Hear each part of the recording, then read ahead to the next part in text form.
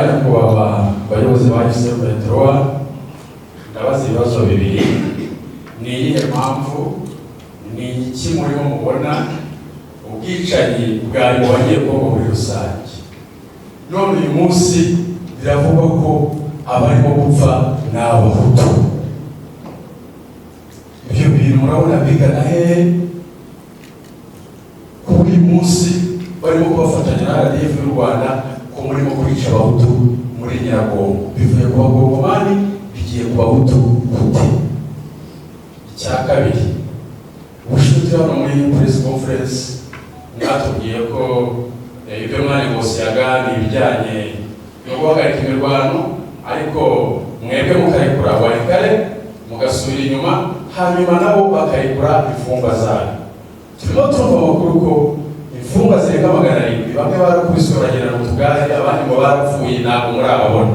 Ni iki cyabateye imbaraga zo kuba mwasubira mu biganiro i Doha muri Katari mu gihe mwebwe ibyo mwasabye byari bitarashyirwa mu bikorwa? Ese kuba mwarebeye kujya muri Katari nubwo ibyo mwasabye byari bitarajya mu bikorwa, ese hari avantage byibura bizabaguranira ko wenda mwumva kwemera nubwo ibyo mwasabye bitabaye ariko mwebeye mwagiyeyo? Hari avantage bizabaha mu biganiro bigiye gukurikiraho ku buryo twizera ko tuzabona za mfungwa zirenga 700 zazaba zarekwe? Murakoze cyane, murakagira Imana. Ikibazo cyawe cya mbere gira kiti intambara ivuye mu Banyekongo bose, none ibyo turega kwica Abahutu ndetse n'Abandande niko raporo yaje ivuga. Reka mbonereho akanya banze nkwereke ko iyi raporo atariyo, inyuma noneho nze kukubwira impamvu ntekereza ko bashyiramo ibyo bintu by'amoko. Icya mbere ni uko iyi raporo ishingiye ku bintu bise ngo ni credible source, ni ukuvuga amakuru ava ku isoko yemewe, ariko ntibavuga iyo soko. Ikindi bakayita ko iva ku bahamya bahamagawe kuri telefone. Ni ukuvuga umuntu aricara Geneve mu Suisse cyangwa New York muri Leta Zunze Ubumwe za Amerika, agahamagara umuntu uri kuri Goma akamubaza ati ese AFC imaze kwica abantu bangahe? Ati 300. Undi yamuhamagara ati 140. Mwabonye raporo zagiye zigira imibare itandukanye.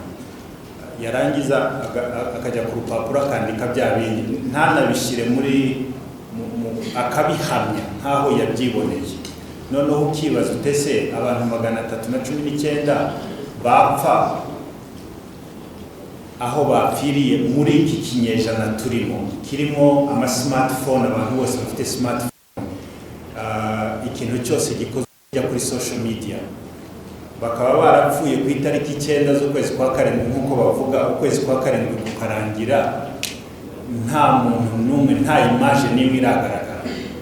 Iyi raporo nta evidence n'imwe ya imaging cyangwa video igaragara. Ikibazo uti ni gute bashoboye kumenya umubare w'abantu bapfuye ariko bataba badashobora kugaragaza n'ishusho n'imwe? Bababaze gute igihe bababaze ntibashoboraga kubafotora? So hari ibintu utekereza muri iki kinyejana turimo cya 21 ukabona ko ibyo bintu umuntu yaratekereje, arahimba, arandika, arasohora.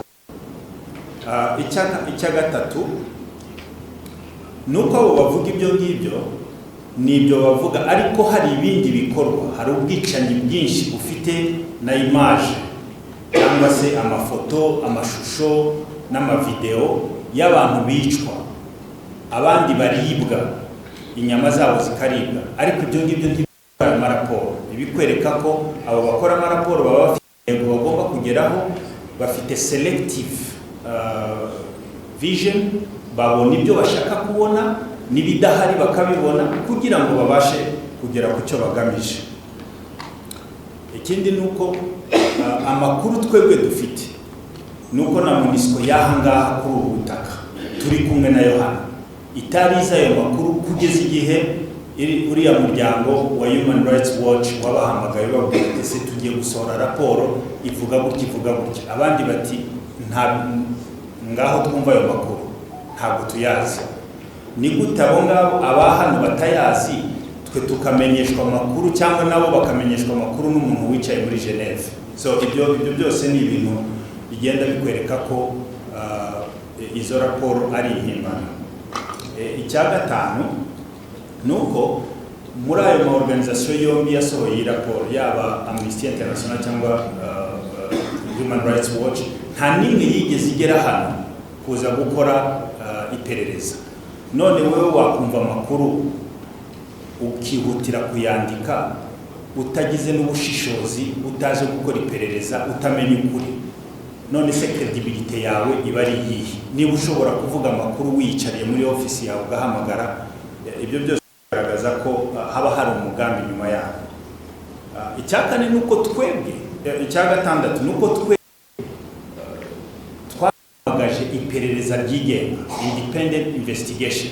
Kuvuga twaravuze ngo abantu bose bashaka kumenya ukuri nibaze bagende aho abo bantu bapfiriye muri ama village yo muri park, baze bakora iperereza. Umuntu ntabwo ari nk'igiti utema kikarangirira. Umuntu afite aho avuka, afite se, afite nyina, afite ba nyirarume, afite ba se wabo. Ibyo ari byo byose nubwo intumbi itaboneka, ariko hari abamupfushije bashobora kuvuga. Nibaze tubahe ikirere, tubahe free passage, bagende bakore iperereza, bagaruke batubwire ko babonye, batubwire noneho n'amazina, kuko bavuga abantu bapfuye, ntibaduha image cyangwa se amashusho, ntibaduha n'amazina. Abantu 319 habuze n'umugira izina. Icyanyuma rero nicyo ndangirizaho warubajije, ntabwo ari bwo bwa mbere ibi bintu bikorwa. Muri mu bihumbi 2012 ibi byongeye gukorwa igihe M23 yari igeze mu biganiro byenda kurangira, yenda gusinya amasezerano. Havutse indi raporo nk'iyi ngiyi kugira ngo isabe umuryango w'abibumbye gufata umwanzuro wo kurwana. Nicyo gihe MONUSCO irwanye na M23 hano kuri ubu butaka. niwo mukino gukorwa, kandi noneho bagano kuzanamo ikintu cyo kwangisha ubwoko bundi. Kuvuga niba bavuze abangaba bisha abangaba, bakavuga ko twisha abandande, twisha abahutu, biratuma umuhutu n'umututsi basubira gushamirana, kandi twaje kimwe mu byo twaje kurwanya n'ubwo rwango hagati y'amoko. Barabizi neza, twirwa abahutu nabo imyaka twaravukanye, twarakuranye, n'uyu munsi turi kumwe mu kirere tugenzura, baruzuye. Ese uyu munsi niho twahisemo kubica kandi twarabarwaniye? So ibyo byose ubirebye, intego ni ukugira ngo ibiganiro by'amahoro biri Doha bipfe, ni ukugira ngo amahanga ahaguruke avuga ati ibi ngibi ntibishoboka, abangaba nta nubwo ari abantu bashaka amahoro mu gihugu, n'abicanyi, reka tubarwanye, intambara yongera itangire. Ega intambara ni fond de commerce, hari abungukira mu ntambara, hari abakeneye kwikomeza. So ibyo byose bigaragaza ko iyi raporo ni impimbano ikigamije. Icyanyuma nakongeraho ito ikibazo cyawe kijyanye na Doha. Ntabwo twohereje delegation Doha, nta delegation yacu gukomeza imishyikirano. Hagiye abantu babiri bagenda bafite manda yo kwiga ikibazo cy'ifungurwa ry'imfungwa n'icyo guhagarika imirwano.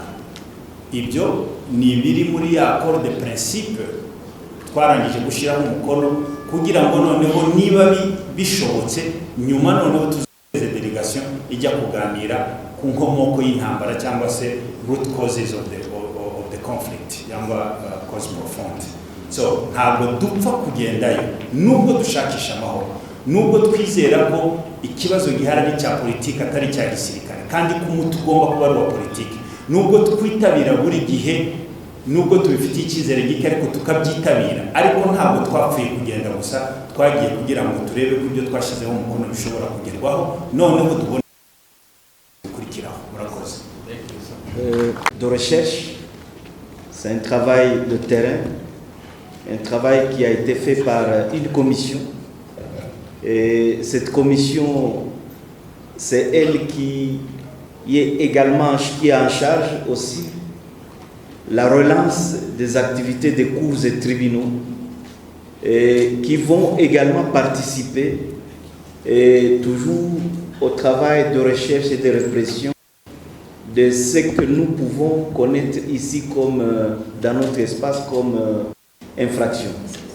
Donc cette commission va être chargée aussi d'installer les cours et tribunaux avec les parquets, et nous voulons utiliser les parquets pour que si jamais il y a des faits qui sont proportés contre nous, que ce soit les cours et tribunaux qui s'activent aussi pour aller rechercher ces infractions, aller rechercher les auteurs et les traîner devant la loi pour qu'ils soient jugés et condamnés.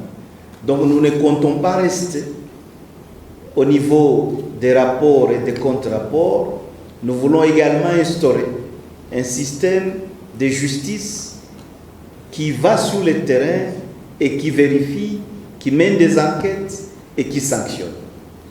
Alors, j'ai l'honneur de vous présenter aujourd'hui cette commission, et je vais demander à ce que l'on passe le micro à chaque membre de la commission pour qu'il se mette debout. Et la commission a été constituée, vous allez voir qu'il y a des avocats de renom, et il y a également ceux qui y ont fait la magistrature aussi, qui sont là, et il y a des juristes qui œuvrent dans le secteur privé. Ils sont tous là et ils vont nous aider à faire ce travail. Merci. Merci, Président. C'est les camarades Michel Jean, président du Centre territorial des affaires civiles. Merci. Merci. Je m'appelle Paola Mamelisa, membre de la commission. Merci beaucoup, Président. Je suis Jean de Dieu Kilima, juriste de formation et chercheur en droit de l'homme. Merci beaucoup. C'est le docteur Blonde Rachel, membre de la commission. Je suis Kakule Simisi Josaphat, je suis membre. Maître Kanyota Vraiment, membre. Judith Moula, membre de la commission. Docteur Kimanuka Alex, membre de la commission et doyen de la commission. Maître Damien Damosé, rapporteur de la commission. Camarade Célestin, membre de la commission. Ange Bouiboui, membre de la commission. Maître Judith Kaïdeli, membre de la commission. Maître Timothée Kamanga, chercheur en droit des affaires et enseignant à l'université, membre de la commission. Maître Guino Zobe Akilimali, membre de la commission. Merci. La prison centrale de Mouzenzé pourrait être inaugurée. Parce que récemment, lorsque le gouverneur Bino-Kivu s'adressait à Limota, il avait promis une ouverture incessante de cette maison carcérale. Merci beaucoup. La prison centrale de Mouzenzé est déjà opérationnelle. Et comme vous pouvez le voir, pour ceux qui ont eu à aller visiter déjà les pensionnaires là-bas, la prison est opérationnelle. La prison a été réhabilitée par les efforts des autorités de la province et du mouvement. La prison sera aussi visitée d'ailleurs par votre commission chargée de la relance de la justice. Et très prochainement, vous apprendrez toutes les activités qui seront déclinées par rapport non seulement à l'inauguration, mais aussi à la viabilisation de tout ce que nous avons comme maison carcérale sur l'ensemble du territoire national. Et il n'y a pas qu'à Goma. On va aller dans tous les territoires, dans toutes les provinces libérées. Merci. Je travaille pour Associated Press. J'ai 3 petites questions adressées aux collaborateurs. La première, au-delà des combats sur la ligne de front, une véritable guerre de stade, il y a des ONG qui publient des rapports visiblement soutenus par Kinshasa, tandis que les M23 rejettent ces rapports. Messieurs les collaborateurs, nous aimerions savoir, est-ce que croyez-vous encore à une issue diplomatique à cette crise, malgré les efforts déployés par les Qatar, ou estimez-vous que l'option militaire reste désormais la voie la plus réaliste? La deuxième question, dans le même angle, le Qatar, en tant que médiateur dans cette crise, a récemment déclaré qu'un projet d'accord aurait déjà été soumis au débat en conflit, c'est-à-dire à FC23 et le gouvernement congolais. Kinshasa semble affirmer l'existence de ces drafts. Que pouvons-nous retenir comme de ces projets d'accord? La toute dernière question d'actualité. Nous apprenons que les pourparlers entre Kinshasa et vous, les M23 FC, reprennent cette semaine au Qatar. C'est proche des négociations, les délégations des deux parties en conflit et déjà sur place, c'est-à-dire à Doha. Est-ce que confirmez-vous cette information? Merci. L'option militaire reste la seule option pour l'instant. Nous nous disons non. Nous nous sommes battus pendant tout ce temps et jusque maintenant pour décourager justement cette option militaire. Et nous comptons continuer à les décourager si jamais le régime de Kinshasa poursuivait les attaques qu'elle est en train de faire jusqu'à présent. Mais je dois vous dire, parce que nous devons également rester dans le cadre du rapport qui a été fait, je dois vous dire justement que ce que vous constatez aujourd'hui, avec tous ces rapports qui sortent, c'est justement le travail qui consolide l'option militaire. Ce n'est pas un travail qui conduit vers la paix. Tous ceux qui sont en train de travailler aujourd'hui dans le cadre des ONG, Human Rights Watch, Bureau conjoint des Nations Unies, et ainsi de suite, consolident le front militaire et ils n'ont pas commencé aujourd'hui. Je vais vous rappeler, 2012-2013, ils ont publié encore des rapports. Pendant que nous étions en négociation à Kampala, ils ont publié des rapports juste pour brouiller le processus de paix qui était en cours et qui allait aboutir à un accord, une fois mis en œuvre, pouvait conduire à la paix.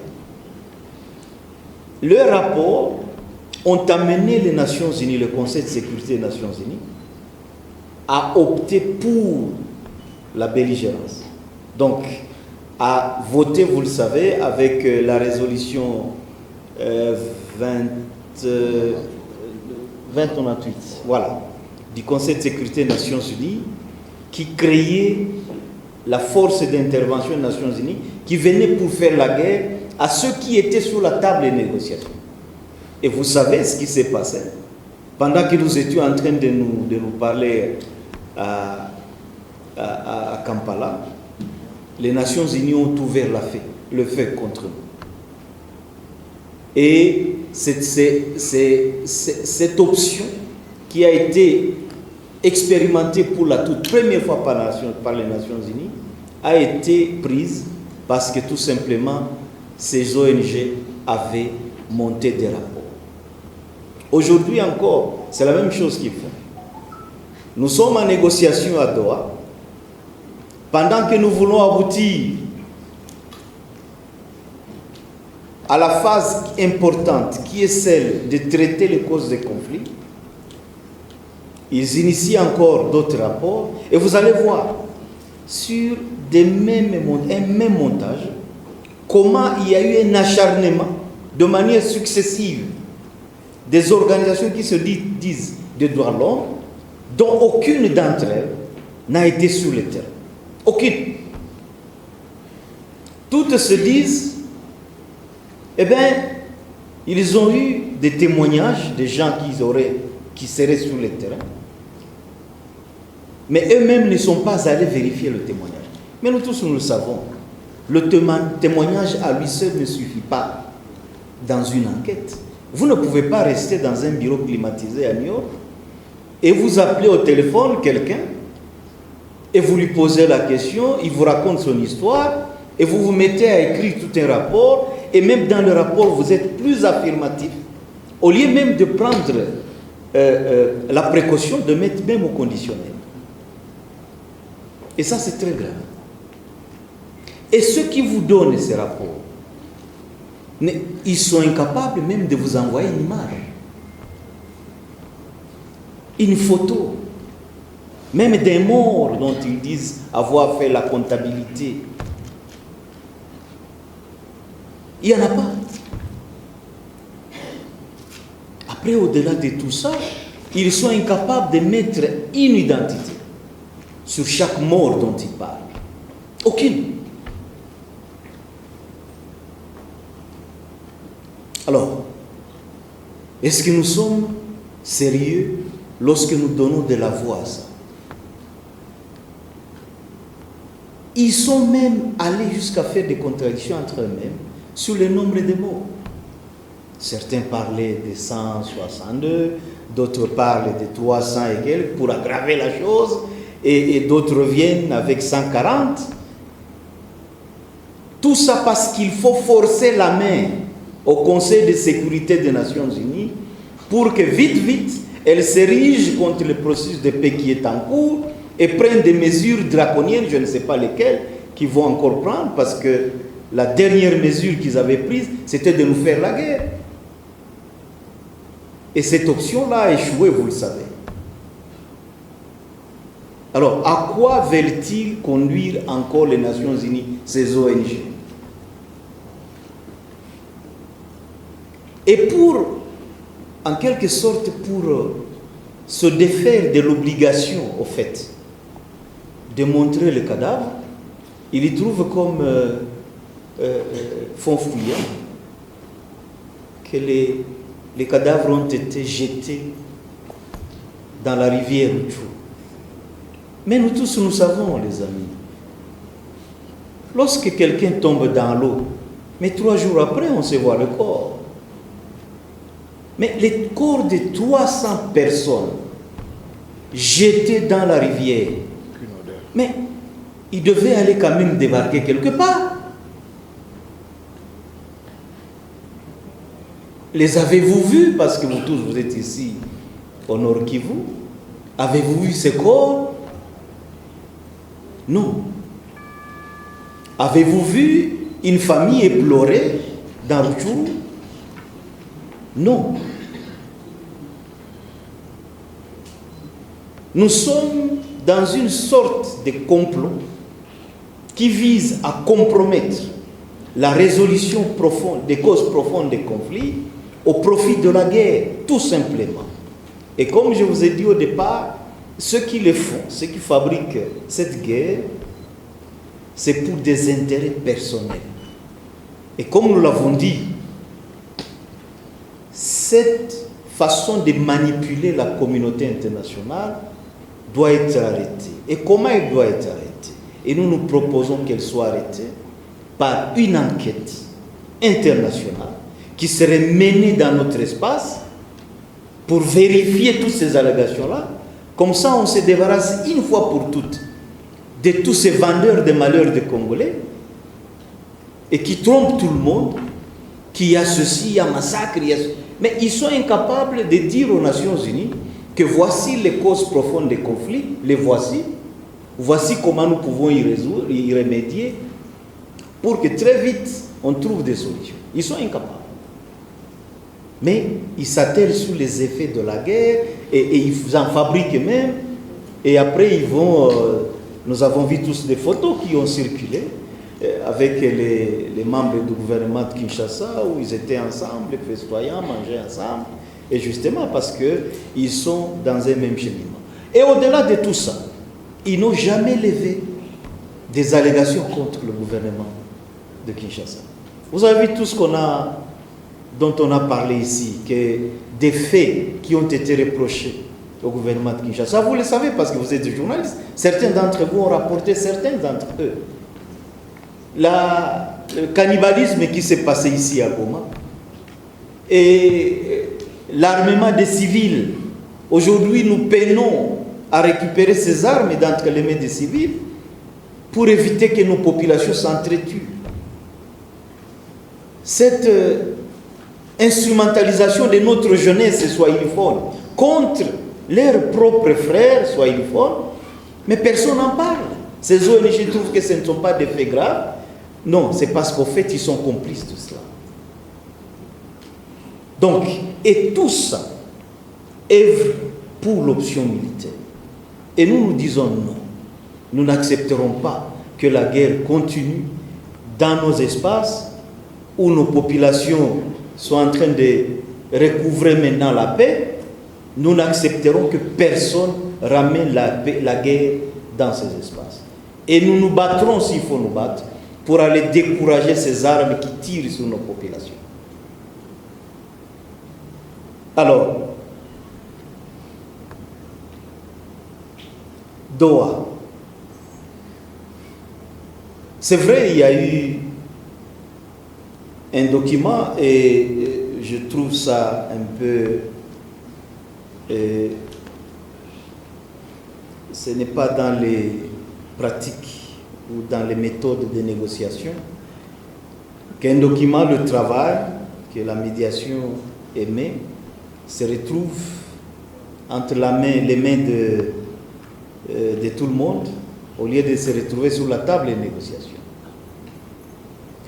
Mais lorsque vous regardez ce document, vous le lisez, c'est vrai, il nous a été partagé par la médiation, je le reconnais. Mais nos informations à nous révèlent que ce document, au fait, vient de Kinshasa. Même si Kinshasa semble pouvoir le nier aujourd'hui. Ce document vient de Kinshasa, remis à la médiation, et dont l'objectif était tout simplement de distraire, de faire diversion sur des questions importantes qui devaient être traitées avant que nous n'entrions dans la deuxième phase, qui est celle qui est consacrée au traitement des causes profondes des conflits. En fait, la question du cessez-le-feu et la question de la libération des prisonniers, c'est des questions sur lesquelles le gouvernement de Kinshasa n'a pas voulu tabler parce que c'est des questions qui le bloquent sur le plan militaire, parce que s'il y a un cessez-le-feu et avec un mécanisme de vérification de cessez-le-feu, avec l'obligation de toutes les deux parties de se retirer de 5 km chacune, en fait, cela bloque pratiquement les manœuvres militaires de Kinshasa. Alors Kinshasa n'en voulait pas. Il voulait faire diversion sur ça. La question de la libération des prisonniers. Mais vous l'avez entendu sur RFI. Le gouvernement de Kinshasa dit qu'il ne voudra pas libérer les prisonniers parce que tout simplement, il préférait à ce que cette étape-là vienne après l'accord global. Mais c'est des questions qui les mettent en position de faiblesse. Et pour ce faire, ils préfèrent produire un document pour faire diversion et le remettre à la médiation. Moi, la médiation, elle a l'obligation de partager ces documents avec les parties. Ils le partagent. Mais pour nous, nous devons respecter la procédure que nous nous sommes tracée nous-mêmes. Nous avons dit, après la mise en œuvre de déclarations de principes qui ont prévu ces deux points entre autres, la déclaration dit que nous allons maintenant passer à la seconde phase qui est celle de traiter les causes profondes des conflits. Mais comment on peut nous amener un projet d'accord sur la table sans qu'il y ait débat sur le fond, sur les questions des fonds? Mais d'où vient ce projet? Pourquoi?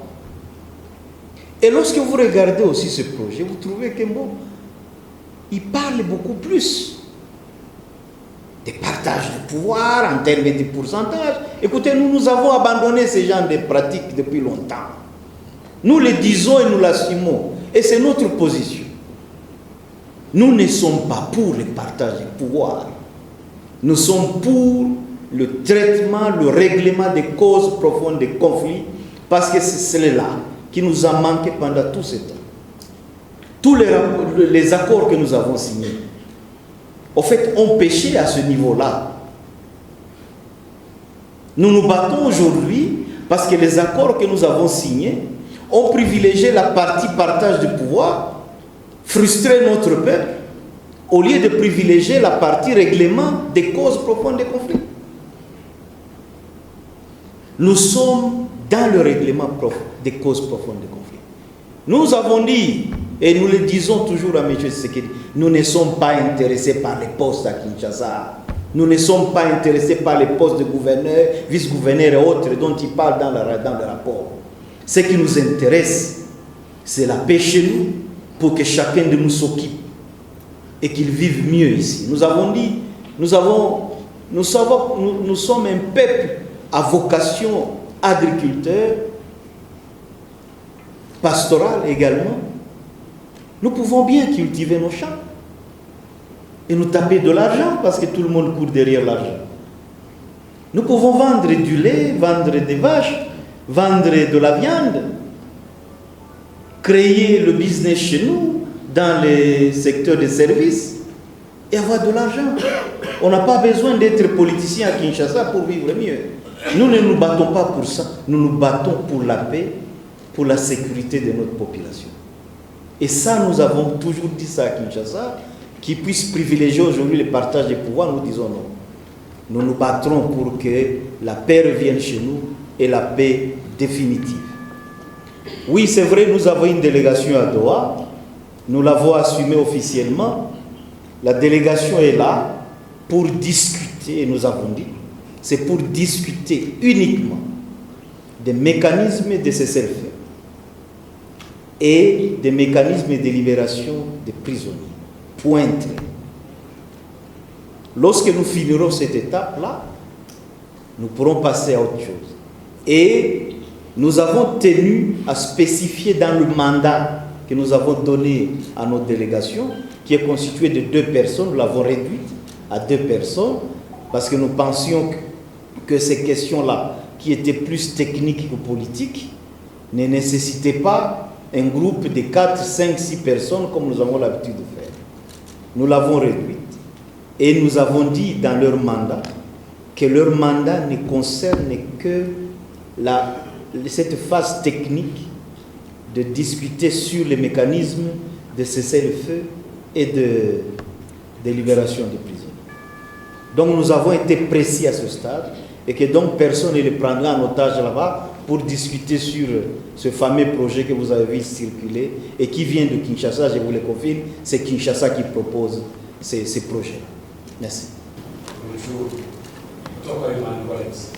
Je, hii ripoti umeipokeaje?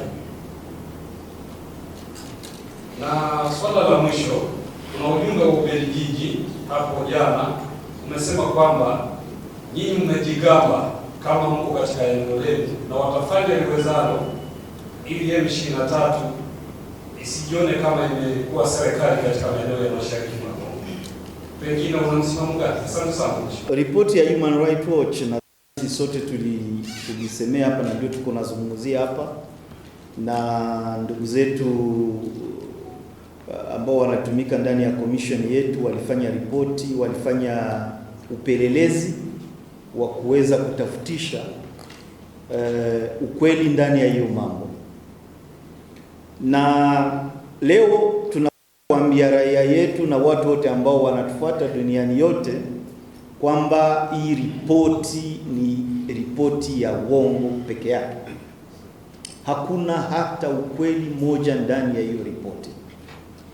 Ni ripoti ambayo ilijengwa kama hivyo watu walijua, waliona mwaka 2012 13. Hawa watu walijenga pia ripoti ya kuweza kufanya manipulation sehemu ya Conseil de Sécurité ya Nations Unies ili waweze wakailete ndani ya mpango ambayo inapoteza amani ama inakimbiza amani kwetu. Na hiyo wakati mnakumbuka Conseil de Sécurité ya Nations Unies walikamata mpango ya kutupiganisha sisi na kufanya vita, lakini sisi tulikataa kupigana, tukaondoka kwa eneo, tukaenda ndani ya kampi, na huko ndani ya kampi tulifanya miaka 10 huko ili tuone amani inarudi ndani ya Kongo, lakini mnajua amani kurudi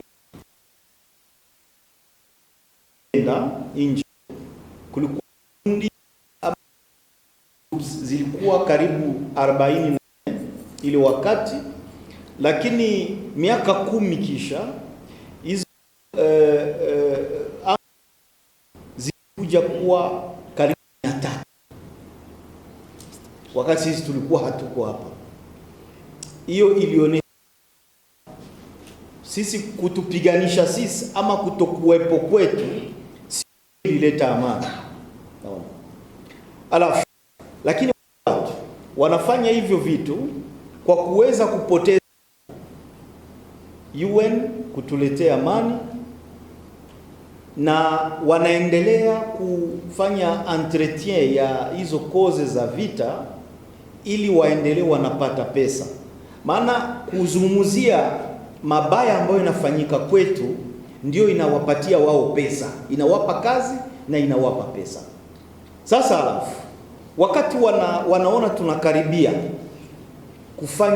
kusaini agreement ya amani, wao wanaleta tena vitu ambavyo vinaweza vikakoroga ili watu wasifikie hapo, vita iendelee, wao waendelee wanafanya ripoti, waendelee wanauza habari za uongo, alafu waendelee wanapata pia pesa kipekee. Lakini hii vita inaua raia yetu. Leo ukaangalia leo raia ambao wanakuwa leo Minembwe wanalia, maana hizo force za government ya Kinshasa na Warundi na wa FDLR na wengine ndugu zetu wazalendo ambao niliwaambia hapa majuzi kama hakuna mzalendo Muluba, hakuna mzalendo Mkongo, hakuna mzalendo Mungala, ni wazalendo wanakuwa ni Waswahili peke yake, ni vijana wa kwetu ambao wanasimamisha wanawadanganya, alafu wanaenda wanasaidiana nao huko Minembwe kuua raia ndugu zao ambao wanakuwa hapo. Naona alafu ripoti hii ni ina lengo la kuweza kupoteza tena hii opportunity ambayo tunakuwa nayo ya kufanya amani hapo Doha. Hawa watu wana njama za kuweza kupevusha hii mpango, na ndio maana sisi tunasema tunakataa, tunapinga hii mambo yao ya kuelekea kunatuletea ndani mizozano. Leo Doha ili tuweze kuleta amani, tusikilizane, tuangalie tutatatua shida ndugu zetu raia yetu. Hatutaki mtu akutubeba tena ndani ya vita, lakini tunasema hivi, wakipanga hizi njama zao na sasa, maana wanapanga pamoja,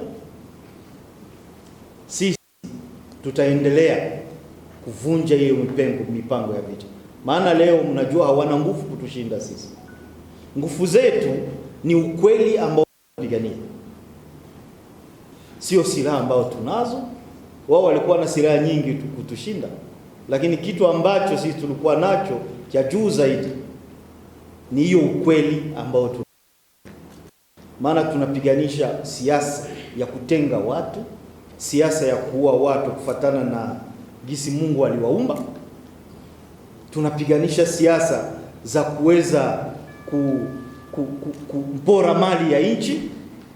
Kama hivyo mnasikia Kongo ndio nchi ya kwanza ambao mnasikia watu wanaamka asubuhi, unasikia minister fulani ama deputy fulani ama sijue nani aliiba pesa karibu milioni 100 ya dollars, na hakuna watu ambao wako ndani ya gereza. Lakini ukaangalia leo watu ambao wanakuwa ndani ya gereza ni Waswahili peke yao. Kwa nini? Maana wanasema Waswahili ndio wanatuletea shida. Kila Mswahili leo anaanza kuogopa hata kusema lugha yake ya Kiswahili ndani ya mabasi Kinshasa. Alafu siasa zile tutazishindwisha kabisa, na tuko na msimamo mkali. Kwa hiyo tutahakikisha kwamba nchi yetu inapata amani, raia yetu wanabaki pamoja, na tunapanga maendeleo pamoja, ili watoto wetu wasije wakaishi mambo ambayo sisi tuliishi. Cha pili, watu wa Belgium wanasema sijui kwamba watahakikisha kama sisi tunaondoka, sijui ni hivyo. Sur un point qui est très dangereux, lorsqu'il dit des personnes hutu et nande, c'est une accusation miroir. On appelle l'accusation miroir. Pourquoi? Parce que c'est une accusation qui, au fait, vise à consolider les attaques que la coalition mène contre des personnes pour leur faciès, et principalement les Tutsis. On veut mobiliser les Hutus contre les Tutsis.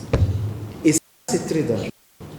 Deuxième chose, lorsque vous regardez dans notre armée, parce que nous avons commencé dans l'espace qui est habité majoritairement par les Hutus. Jusqu'à un certain moment, les statistiques montraient que ce qui était majoritaire dans notre armée, enfin, ethniquement,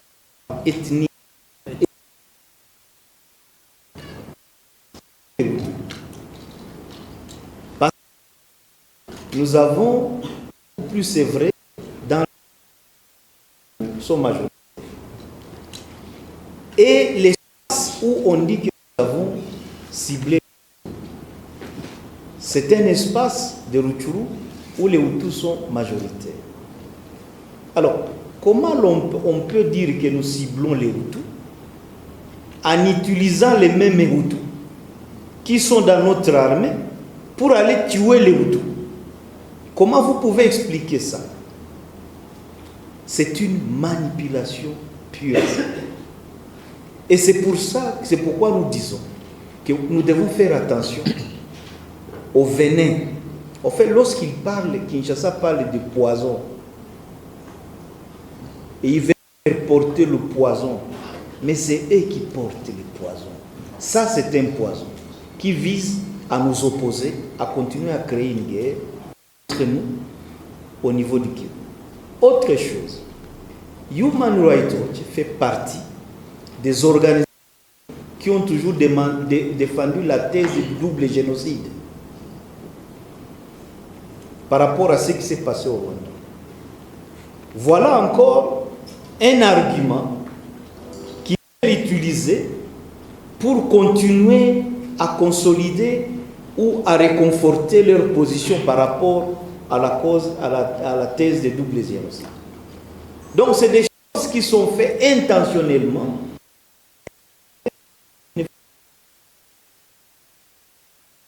Des accusations qui sont pensées, qui sont planifiées avec un objectif bien précis. Ne considérez pas que c'est des faits, c'est des propos qu'ils tiennent comme ça là pour faire plaisir à celui-ci ou à celui-là. Non. Et c'est comme ça qu'ils entretiennent le conflit dans le Grand Lac pour qu'ils continuent à nous maintenir dans la dépendance d'eux. Et c'est ce que j'ai dit tout à l'heure, si la Belgique parle aujourd'hui, nous connaissons qu'il a eu comme rôle au Rwanda. Et s'il parle aujourd'hui encore, c'est pour être dépendant d'elle. Il y a 65 ans, nous avons été indépendants, déclarés pays indépendants. même si sur le plan économique, cela ne s'est pas matérialisé. Mais nous, à l'AFC M23, nous comptons assumer notre indépendance. Merci. Visiblement, vous êtes dans les filets des organisations des droits de l'homme, entre autres Human Rights Watch, Amnesty et autres. Mais avant que vous arriviez à Goma, vous étiez à Bunagana, la MONUSCO vous a identifié comme l'armée moderne, organisée, avec les armes sophistiquées. Et la MONUSCO était victime de la part de Kinshasa. Et pourquoi vous acceptez toujours qu'on dit que vous êtes appuyé par les Rwandais et pourtant la MONUSCO vous a légitimé comme armée organisée? Deuxième et très petite question, vous avez 700 personnes que vous revendiquez qui doivent être libérées à Kinshasa. Est-ce avec l'information qui circule sur la toile depuis avant-hier, qu'il y a le nombre de généraux qui seront bientôt devant la justice militaire pour la chute de Bunagana, pas Goma, Bunagana, pas Goma, Bukavu ou ailleurs? Vous n'allez pas revendiquer que ces généraux sont au nombre des gens, de vos gens qui doivent être libérés? La troisième petite question. Goma et Bukavu, ce sont les deux seuls, je crois, au pays, villes frontalières, qui utilisent totalement la monnaie congolaise. J'ai essayé de chercher même entre vous, à travers vos groupes WhatsApp, un expert en économie monétaire. J'ai la chance d'être au moins dans 3 ou 4 postes frontaliers. Je prends un coca dans une boutique, je paie les francs congolais midi, ils les banques sont fermées. Les billets sont devenus presque impropres à la consommation. S'il arrive aujourd'hui que Goma et Bukavu, parce que Bunagana jusqu'à Tchenguerero, ce sont les Chilais, je ne dis pas les Kwachaïens, les Francs-Boyeurs et les Francs-CFA. S'il arrive, parce qu'à Goma, aujourd'hui, les francs rwandais sont acceptés. S'il arrive que Goma et Bukavu, nous légitimons, nous la population, pas vous, nous légitimons les francs rwandais. Qui sera le responsable? Vous ou la fermeture des banques? Merci. Vous savez, nous avons démontré ici que nous faisons l'objet d'une manipulation de l'opinion nationale et internationale, et où on nous fait porter la croix que nous ne connaissons pas. Vous avez dit tantôt, la MONUSCO nous a reconnus comme une armée professionnelle, organisée et moderne, mais que nous laissons qu'on dise que nous sommes appuyés par l'armée rwandaise. En fait, c'est aussi en quelque sorte pour dire que l'armée rwandaise est moderne, organisée, professionnelle, et il n'y a qu'une armée moderne, organisée, professionnelle qui peut battre une armée non organisée, non moderne, non professionnelle. Je crois que c'est cela, non? Parce que si l'armée moderne, organisée, professionnelle a des résultats sur le terrain et fait fuir une armée qu'on nous a présentée comme remontée en puissance, organisée, professionnelle, modernisée, ça signifie qu'elle ne l'est pas. En fait, lorsqu'on dit des choses, on les dit, on croit qu'on nous fait la guerre, on nous détruit, mais au fait, on se trouve le ventre soi-même. Et on reconnaît que dans ce pays, il n'y a pas d'armée organisée, il n'y a pas d'armée moderne, il n'y a pas d'armée professionnelle. L'armée que nous avons aujourd'hui dans notre pays, c'est une armée qui qui est professionnel, moderne, organisé seulement contre sa population. Mais pas moderne, organisé, professionnel contre une autre armée qui est à sa hauteur. C'est cela, en fait. La vérité dans tout ça, c'est quoi?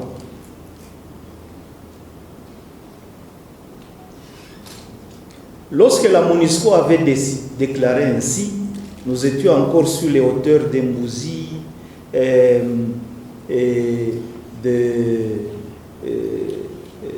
veux dire de Jomba, de Tchanzu, ainsi de suite.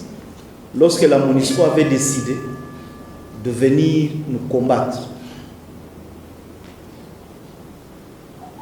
nous avons dit quoi à ce moment-là? Nous avons dit à la MONUSCO que nous ne sommes pas là pour nous combattre les Nations Unies. Parce que nous-mêmes, comme peuple congolais, faisons partie des Nations Unies.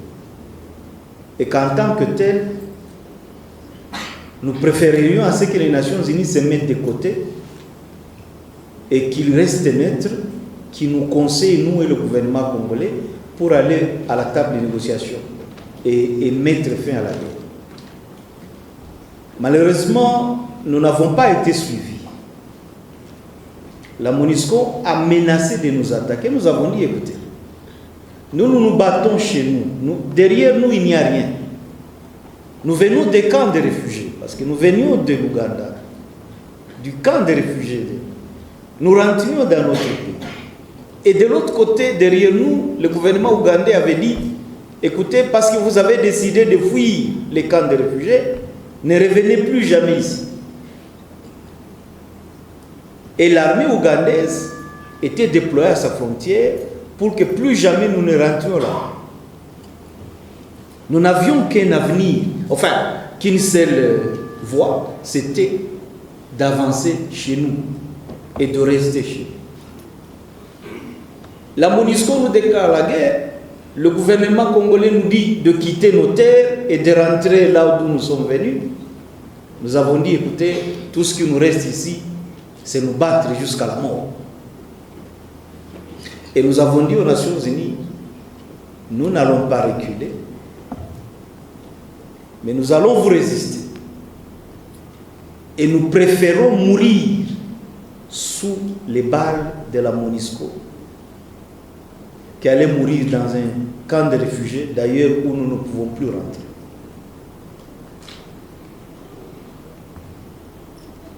C'est cette cause-là, qui est une cause légitime, les amis, qui nous a fait gagner la guerre. Rien d'autre. Croyez-moi, rien d'autre. C'est cette cause-là qui nous a aguerris. Et le fait qu'il nous a aguerris, il a également ressorti de l'humanisme à nous, parce que nous nous battions pour une cause humaine, une cause juste, et a fait que nous puissions nous comporter de manière exemplaire, parce que nous avons dit, nous allons mourir à héros, nous allons mourir en homme d'honneur, et nous nous sommes comportés en conséquence. Et sur les champs de bataille, nos troupes se sont comportées en homme d'honneur. Ils ne pouvaient attaquer la cible que si la cible le menace.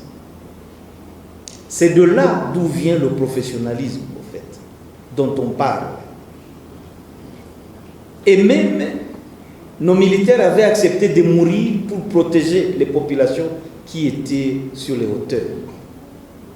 Et nous avons monté des stratégies pour mettre les populations et pour permettre à nos forces d'aller au-devant et faire en sorte que les bombes ne tombent pas sur les maisons des populations. C'est cela que la MONUSCO appelle professionnalisme, rien d'autre.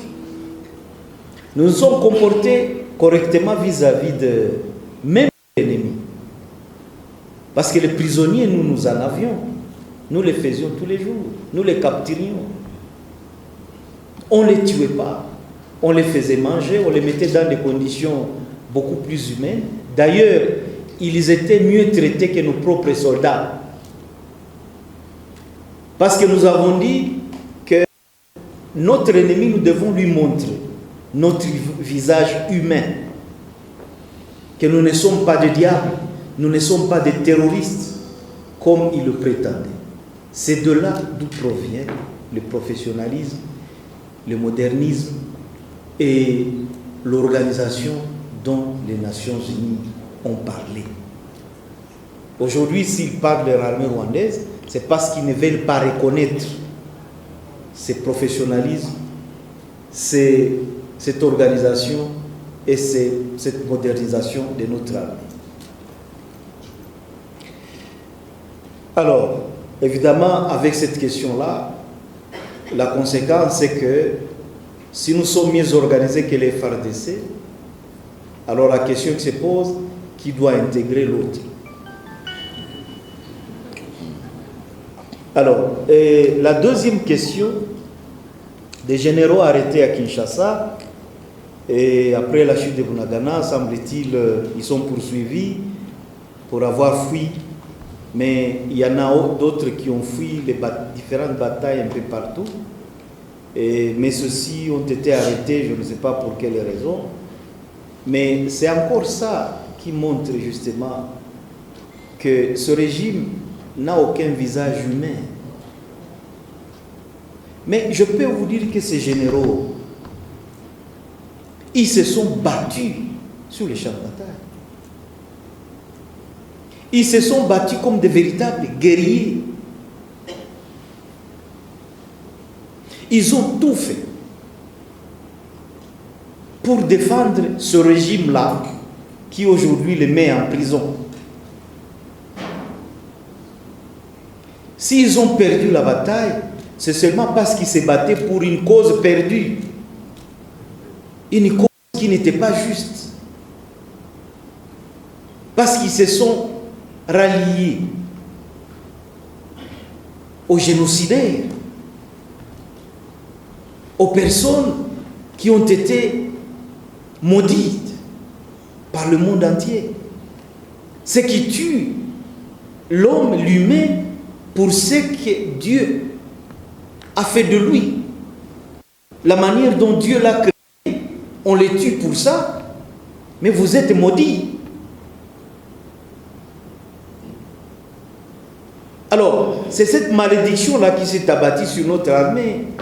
Moi, je vous dis, les jours où cette armée va se défaire de ces génocidaires et va les prendre pour cible, pour aussi venger nos populations dans nos villages, dont les mamans ont été éventrées par ces génocidaires, cette armée va commencer à reprendre petit à petit sa force, sa crédibilité, et elle va commencer à faire preuve sur les différents champs de bataille. Ça, je vous le dis, et vous le verrez. Mais aussi longtemps ils porteront la malédiction des FDLR, ils ne gagneront aucune guerre. Aucune, je vous le dis, aucune. Aussi longtemps qu'ils porteront l'idéologie des haines, des divisions de notre peuple, en montant les uns contre les autres, ils ne gagneront jamais une guerre. Nous gagnons la guerre, pourquoi? Parce que nous rassemblons notre peuple. Nous ne faisons pas des quartiers en fonction des faciès, en fonction de la langue, en fonction de la provenance, en fonction de l'appartenance ethnique, en fonction de la province, ainsi de suite. Regardez seulement comment nous sommes ici. Nous représentons une organisation. Mais nous sommes une représentation arc-en-ciel. Vous pouvez voir. Nous provenons des provinces différentes. Nous provenons des tribus différentes. Et nous exprimons l'image de l'unité nationale. Je vous dis que lorsque nous les avons, tout ce temps que nous les avons affrontés à Doha, nous avions en face de nous une délégation mono-ethnique. Mono-ethnique. Et c'est ce qui révèle, au fait, l'âme noire de ce régime. Alors, une âme noire d'un régime prédateur, avec une armée qui se rallie aux génocidaires, maudits, ne peuvent jamais gagner la guerre. Alors, les francs congolais, si jamais la population, enfin, les francs rwandais ou les chilais ougandais, si jamais la population de Goma et de Bukavu décidait de les consommer en lieu et place des francs congolais, les amis, la monnaie est le symbole également de la souveraineté d'un pays. Vous ne devez pas l'oublier. Nous sommes Congolais, nous ne sommes pas Rwandais, nous ne sommes pas Ougandais. Et nous comptons nous assumer comme tels.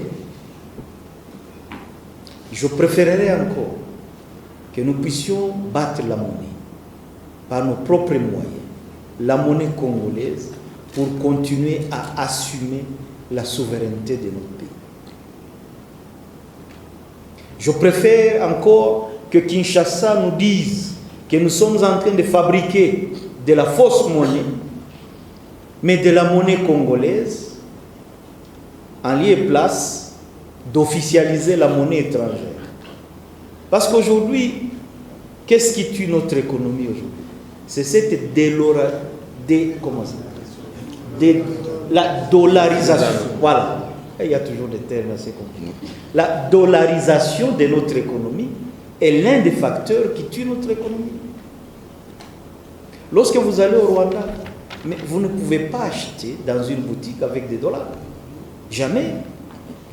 En Ouganda, même, on achète avec des shillings. Il y a des forex bureaux un peu partout. Où vous, si vous venez avec les francs congolais, avec les dollars, vous allez d'abord là-bas, vous échangez votre dollar en monnaie locale et on vous permet d'aller acheter.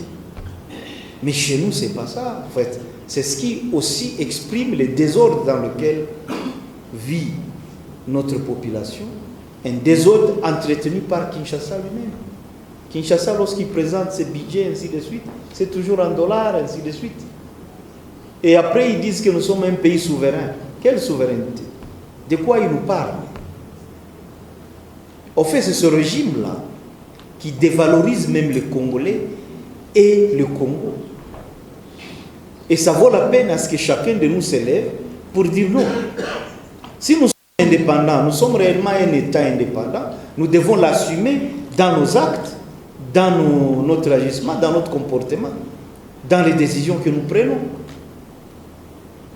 Bon, évidemment, vous me diriez que les prédateurs ne peuvent pas se battre pour un pays.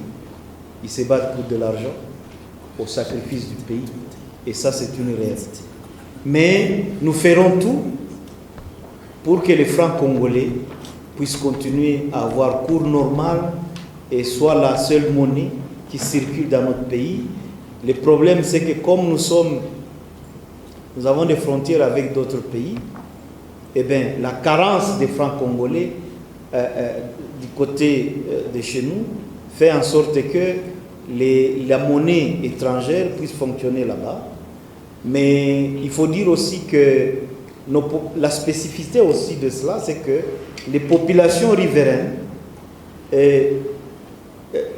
ont presque la même culture parce qu'elles sont presque les mêmes. Lorsque vous regardez les Bafumbira du côté ougandais, Bunagana de l'Ouganda, et les rwandophones du côté du Congo, en fait, ils ont la même culture, ils peuvent même avoir les mêmes parents, et ils partagent les business ensemble. Et en fait, ils vivent à cause de cette transaction transfrontalière, et ce qui leur permet de vivre. Alors, il est plus facile parce que là, il n'y a aucune banque. C'est plus facile pour eux d'avoir une banque en Ouganda que de l'avoir à Bunagana. Et quand ils doivent aller faire des transactions, bon, ils préfèrent avoir la monnaie ougandaise et pour leur faciliter d'acheter là-bas. Et quand ils viennent vendre chez eux, comme il n'y a pas de banque au Congo, bon, à Bunagana, bon, ils utilisent la monnaie ougandaise. Mais ce qui est vrai, c'est que et la monnaie congolaise et la monnaie ougandaise fonctionnent à Bunagana. Je peux vous dire que j'ai été à Bunagana, je suis resté à Bunagana, j'ai ma maison à Bunagana. Donc je suis un citoyen de Bunagana, j'utilise les francs congolais autant que les Chiliens, mais on fera en sorte que les francs congolais ne puissent pas disparaître dans toutes ces zones-là.